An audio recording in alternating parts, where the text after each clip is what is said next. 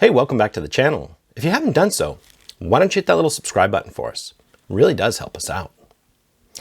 Do you have a top-loading NES and love the form factor and the ease of getting that cartridge in and out, but you hate that the only option for video is the RF? Well, in today's video, we're going to look at what it takes to put a composite video output on a top-loading NES. So, if you stick around, we'll show you how to get it done.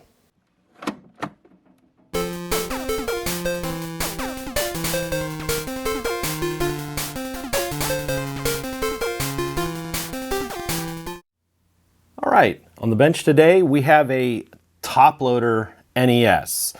And this one came to us today because the owner had asked me to do an AV mod on it.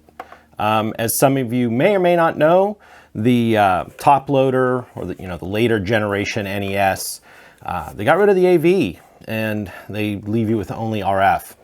And by today's standards, it's pretty bad, to say the least.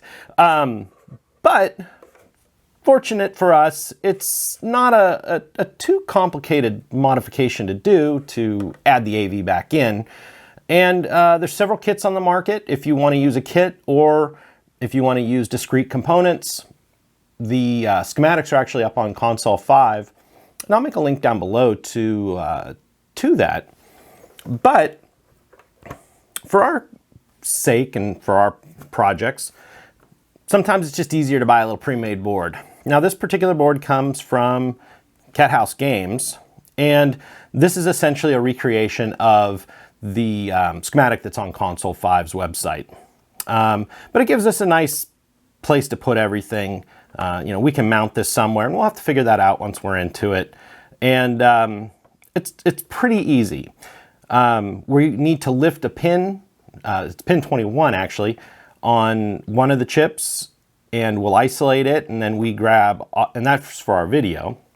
And then for our audio, we grab it from the CPU, pins 1 and 2, and we don't even have to do anything there other than solder the wire.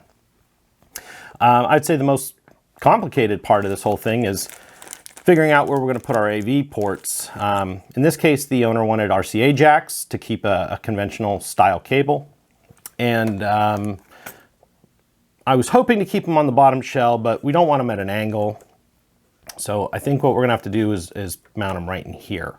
There are some 3D printed backplates if you want to remove the RF assembly, but since the owner didn't say if he wanted to do that or not, I think it'll be easier just to mount them right back here in the shell. And it'll give us everything. So let's just go ahead and get into this. This looks like it's using some game bits.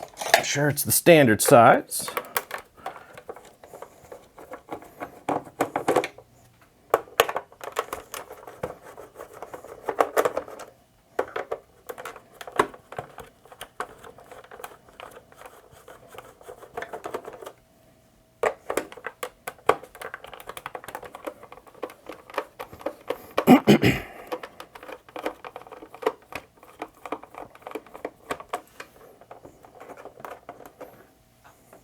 All right.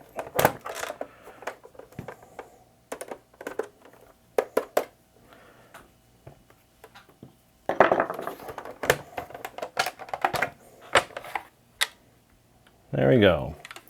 You can see here's reset and our power switch. Set that aside for the moment. And we got a little bit of shielding, a couple Phillips screws, and we should be into it.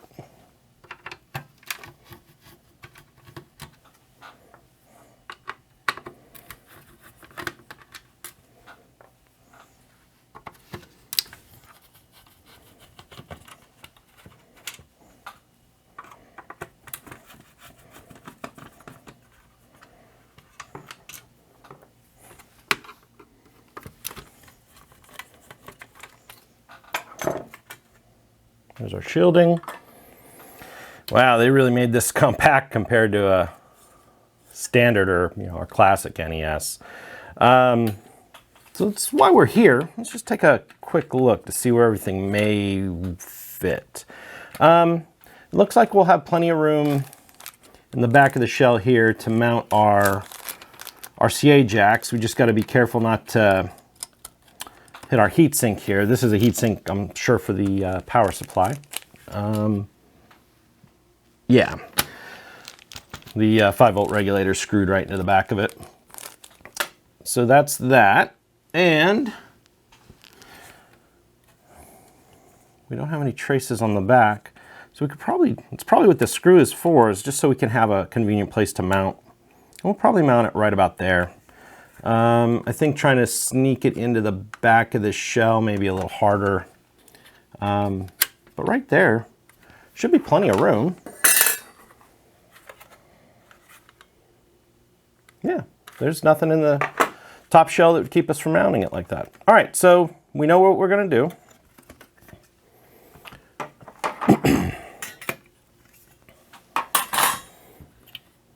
And we'll put all our wires length to fit right here. Okay, I went ahead and got out the microscope just so we can get some nice close-ups of some of this. Even though it's not too complex, I figured the pictures may help. I also grabbed a little bit of hookup wire. Now this is real thin, 28 gauge. This little board's not going to draw much power, and we really don't need much more for signal levels. If you want, you could use shielded to keep things clean, but I wouldn't worry too much about it in this particular installation. So what we're going to do is, if we look at this board, we can see it's all marked nice and neat for us. This is our inputs on this side of the board. We have ground, P21 pin, which is pin 21 in. We need 5 volts, and then from the CPU, pin 1 and P2, pin 2, pin 1. On this side, we have a ground, P21 out. Now, we will disconnect pin 21, and we'll come from the chip to the in, and then back to the board on out. Although you don't have to put the return if you're not going to save the RF deck. And then we have our outputs to our RCAs. Yellow's video, red and white is our audio. And that's about it. So we only have a few wires to hook up. So if we come back to the board, we can see that it's marked for us.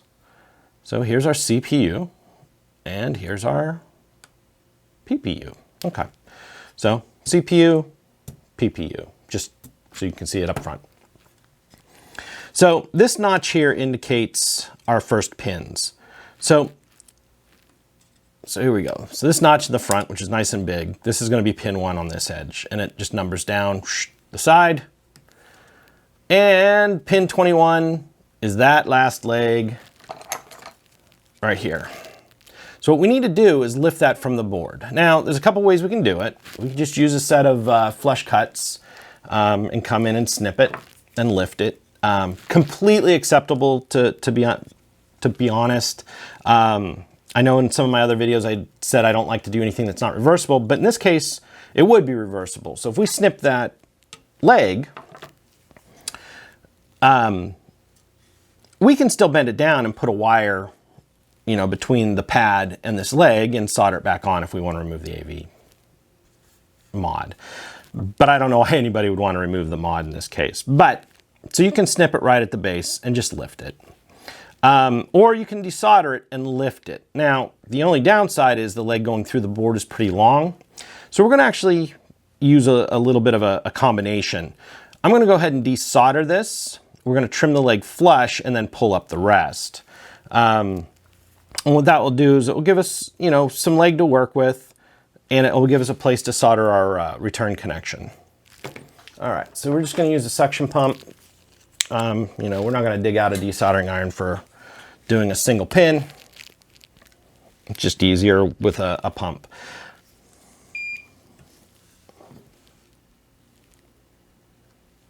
Just heat the leg, put the pump over it, give it a pull, and it sucks the solder off. Pretty easy. But what we're going to do is just go ahead and trim it flush there so it's a little easier to grab. So we can see here our pin 21 should be free. May need to give it a little nudge with a pick. There's a pick.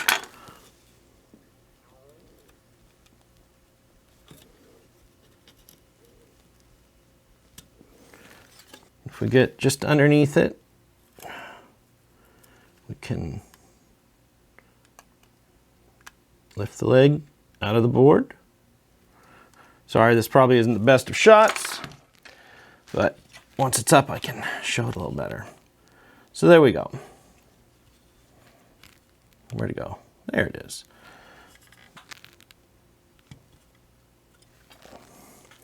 So we lifted the leg up.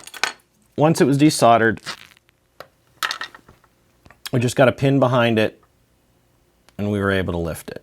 And you can see it's not on the board, but it does leave us with a leg to solder to and a hole to put our wire through with no damage. And if need be, this could be tucked back down into the board. Okay, so let's keep moving forward with this. So we're going to mount our board here. And since this is going to be video, let's just go ahead and use green. And, you know, solder for today, you can use either 6040 or, you know, the 6337, whichever you prefer. Let's go ahead and pre-tin this leg.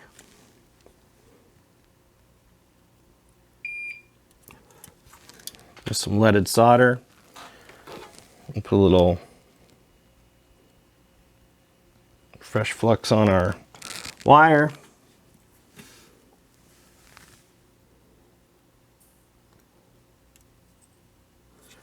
There we go. And our board's going to be here.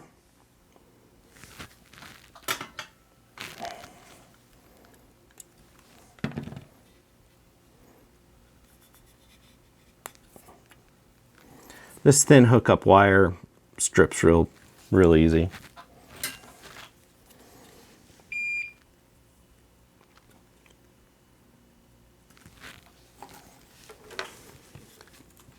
We can actually pre-tin all these pads, make it a little easier on ourselves. These are already lead covered, but a little extra solder always makes it flow nice.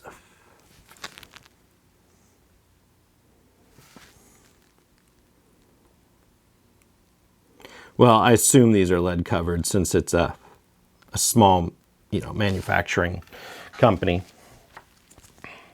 They might be lead free. Okay, so I'm going to come back here and our board's going to mount there. So let's go ahead and find pin 21 in and just solder her up there. All right. There's our first connection. Now let's go ahead and do our return wire.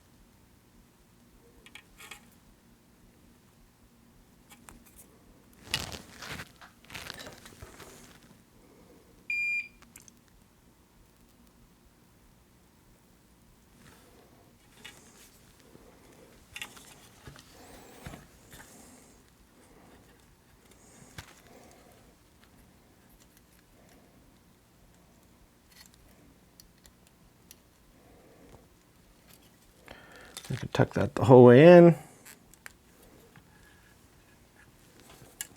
You can solder it on the back.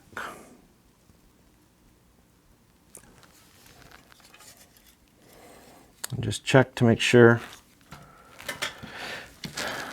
that we didn't melt our insulation or have any other issues, and everything looks good.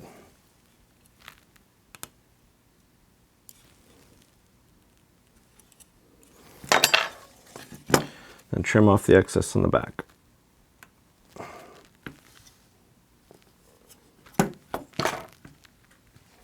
Okay. So there's our video connection. Let's go ahead and move on to the audio connections. And as we can see from our board, we need pin 1 and pin 2 from the CPU. And here's our CPU. You can see it listed right there. This notch is for pin 1. That makes this leg and this leg pin 1 and 2. And I'll turn it around so the microscope can see it a little better. There we go. So all we need to do here is solder a wire there and there and put it on pin 1 and 2 on the board. So since we're going to use red for our power and black, we're going to go ahead and use yellow and orange for our hookup wires.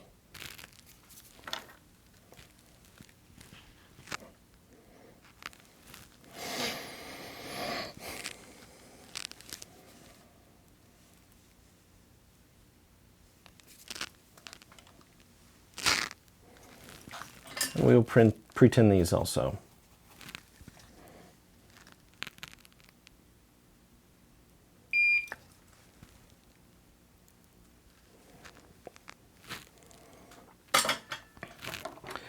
And if you strip the wire and the insulation pulls back a little after you heat it, just trim it off. You don't need a whole lot on these. As you can see, it's just a couple millimeters, and that's plenty to match up to the leg. We'll go ahead and put a little fresh solder on our CPU legs too. Oops. Put a new tip on and still clean it up a bit.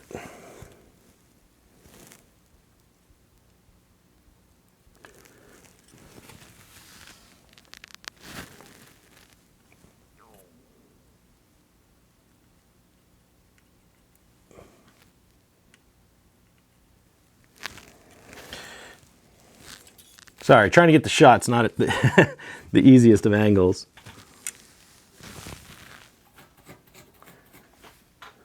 When soldering, always remember to just keep the tip of your iron clean.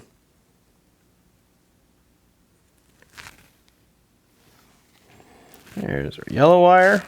Where'd our orange wire get off to? Oh, there it is.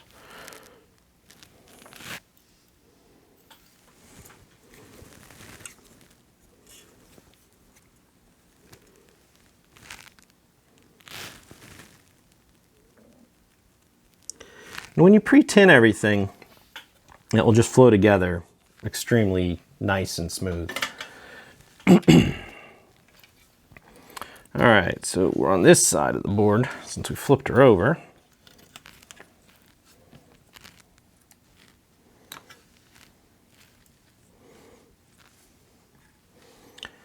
And we just need a little bit of slack. We'll trim our wires.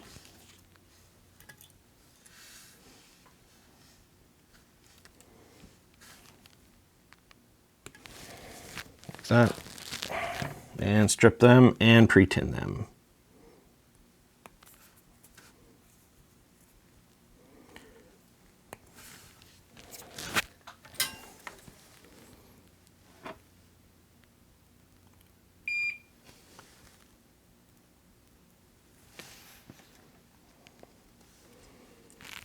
Then we can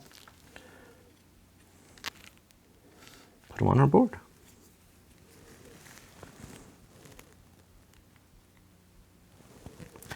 One other thing to add,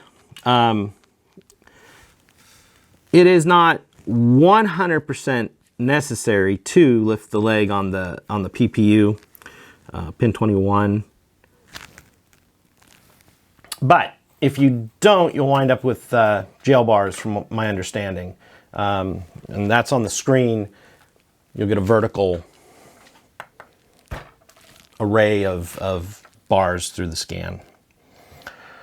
All right, so here's our board. We've got that mostly done. So the next thing we need to do is hook up our power wires. All right, before we get too deep with the power, there's a few things we can do. Like I said, this heatsink is for our voltage regulator. I can't quite see it inside of here, but I'm sure it's a 7805, which means pin 3 is going to be our 5 volts and pin 1 is going to be our incoming voltage. But having a look over at Cat House, they were saying something about resistor 1, which is this guy here, that we can still power from it.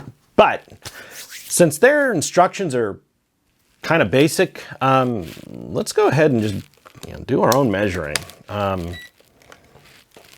So let's see, where can we see that? We can see that there. And we're gonna need some power. Now, once we put power on this, we just need to be a little bit careful that we don't short anything out, but it shouldn't be too bad. So let's go ahead and flip this guy over. And here's our 3 pins, and this entire plane here should be a ground. So let's just go ahead and check this real quick. Yes, okay, we have 5 volts right there. So we can get power right off the regulator, which honestly is probably the best thing to do. But since there's a tin under here and then we'd have to snake the wire on both sides, let's go ahead and look at this resistor 1. See what we got here. So we'll get that into view. There we go, resistor 1. And this is right next to the CPU. So here again, we're just going to put our ground on the ground plane. I'm going to check this resistor. And this side is actually showing 2.5 volts. And that side showing our full 5 volts, the 4.995. So we can actually just go ahead and solder a wire there. And I think that's what we'll do. We'll make it easy.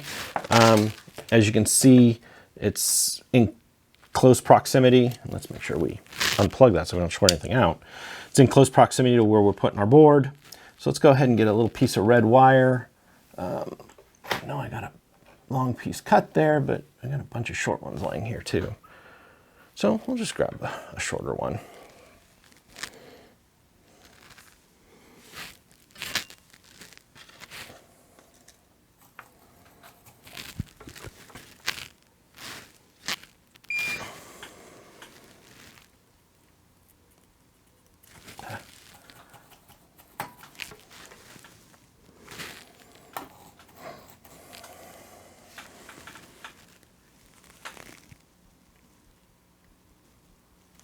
Just adding a little extra solder to that junction just makes it a little easier to get our wire on there.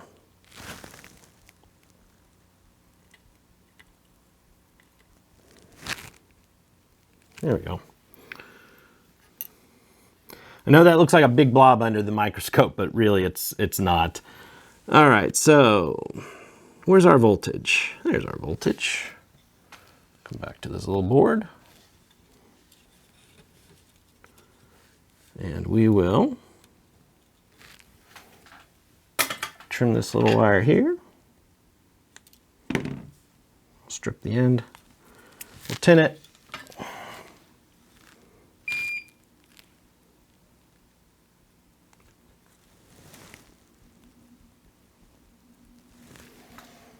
Clean our tip. This is a brand new tip. It's being a little wonky on me, but yeah, a lot of times they just need a little break-in period. Just got other wires in the way. Here's the tweezers, and just come in and touch it. It should all flow together. Just like that. All right. And the last thing we need to do is a ground, but we'll kind of leave that one for last. as we're mounting it up. We'll just, solder back down to our ground plane. So there we have it. There's all of our hookups. So next thing we need to address is how are we going to put, I'm going to turn this microscope off for a second and get out of our way. So the next thing is, what are we doing with the shell and our RCAs?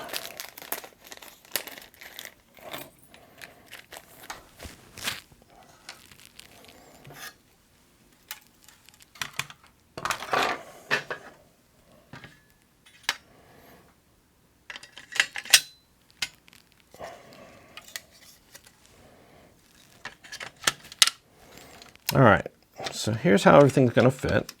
That looks like it's going to fit just perfect right there. And our shell is here. And I guess we can fit our RCAs right in here. Got to be careful of this screw mount.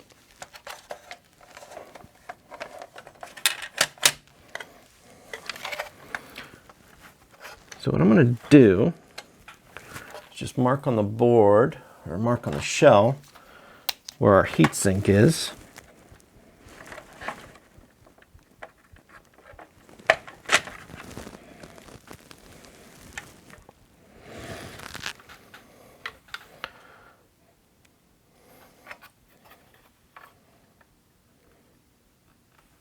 And go from there.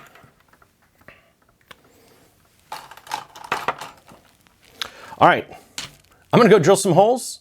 I'll be right back. All right, sorry for that interruption there. I went ahead and drilled a few holes. This was the best location because of where some of our webbing is, and of course our heat sink. I'll list the drill bit size. I forgot to, off the top of my head, what it was, but I'll list the drill bit size below in the guide. Also, while the cameras were off, since this is just a bit fiddly, I went ahead and tied the 3 grounds together with a little black wire, and I added a wire to each of our RCA jacks. Orange for the red, yellow is yellow, and since I didn't have a white hookup wire, I went ahead and used purple. So let's just go ahead and mount these up.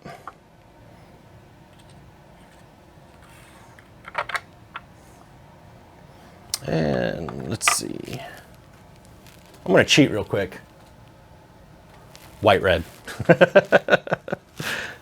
So we'll put our white one in the middle, and our yellow goes in the first position.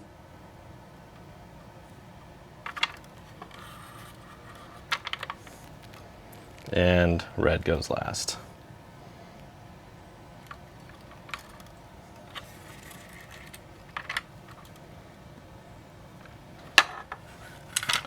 All right, then we can put our 3 grounds.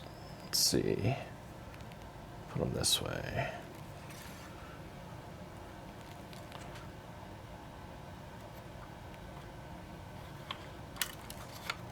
It's a little like knitting.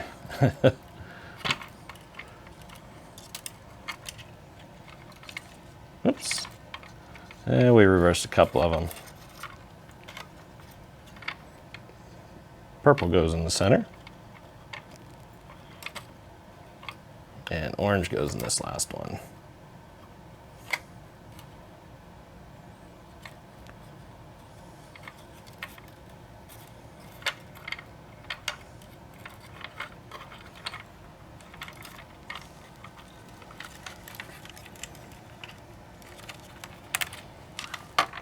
Now it doesn't matter if these little ground straps touch, obviously, in behind the shell. You just need them to be out of the way after you tighten them up. So I'm going to go ahead and fish these nuts on and tighten them up. I'll be right back. Okay, we got our RCA jacks mounted, then the nuts tightened down, and the ground straps all in a relatively safe position. And we'll have to solder up all of our stuff here. But let's go ahead and look at our board. Now, if we left enough slack in our wires, we should be able to get up and around this tin. About like that, yes, good. And let's go ahead and put one of these screws back in just to see how this board's gonna sit.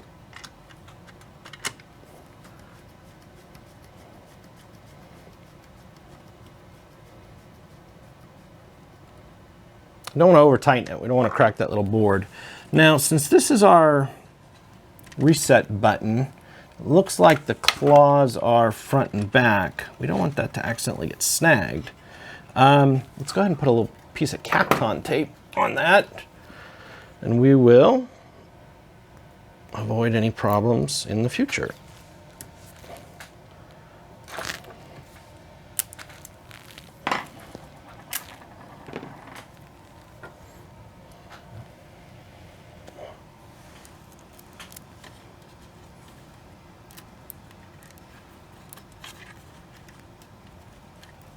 There we go. Keep everything nice and lined up. Now, something else we need to do, we might as well go ahead and put our screws back in because we don't need to get back into the lower half of this board. Everything else can be done right there. Also remember, there's a slightly longer screw. In this case, they were silver. They're gonna go in our joystick, or in our cartridge holder or cartridge port, and then the shorter screws go in around the tin to hold the board in place.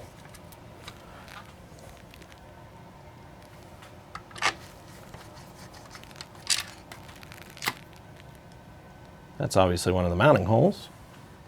There's the tin hole.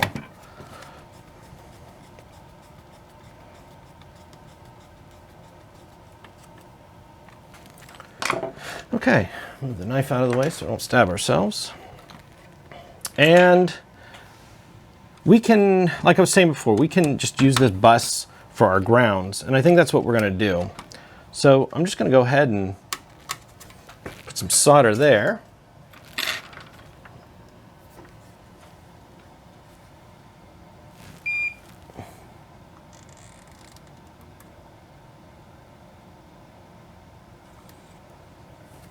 There we go. There's a nice solder mound, and well, that's a lot thick. We don't need anything that heavy. Maybe got a little bit thinner. There's a little bit thinner black wire. Still pretty heavy, but that's okay. And from here, we should ground our board in 2 spots. Actually, this will be the ground out to our signals, and this will be the ground to the board. So we'll go ahead and just use a small piece of, this looks like about 22 gauge. It's going to be a little thicker, so we're going to have to, can't strip it with our fingernails.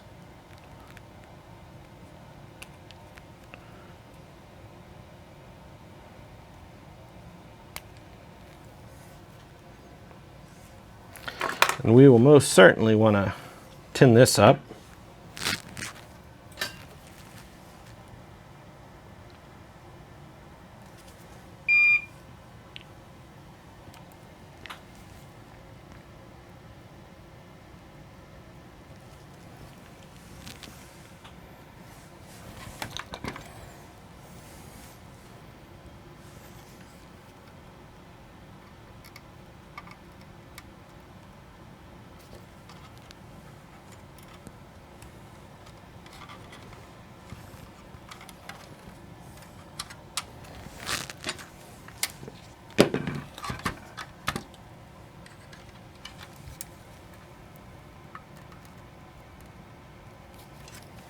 There we go.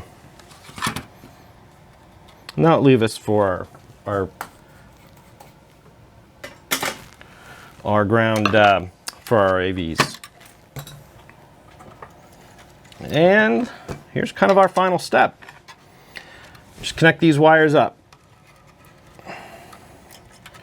So when this lid closes, we just need enough slack to hold it. So That's probably good right about there.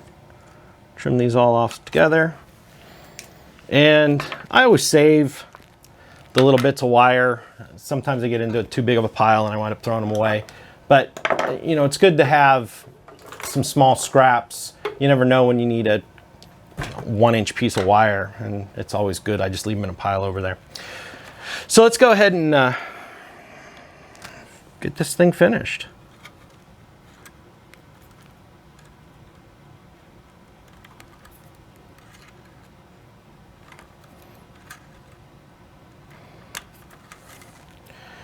All right, so now, let's see, turn it this way.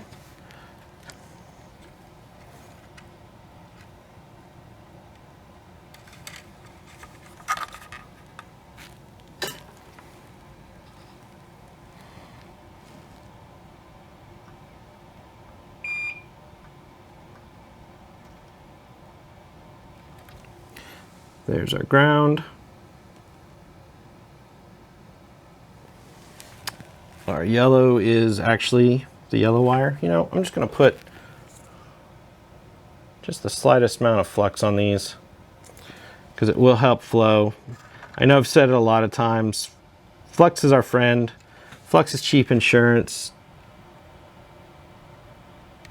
Flux makes everything nicer. All right, so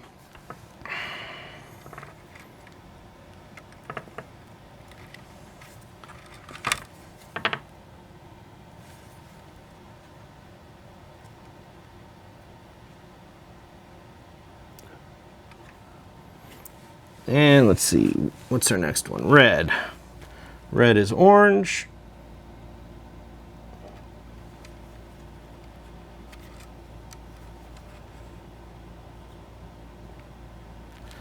And white is our purple.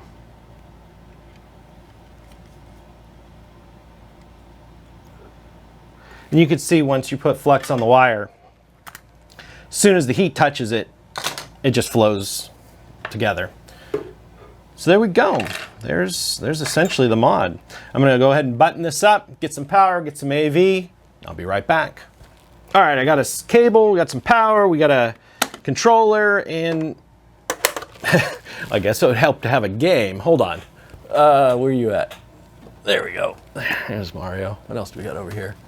Galactic Pinball. Anyway. And fingers crossed. Oh, look at that. We got some Mario. Let's see if we got any volume.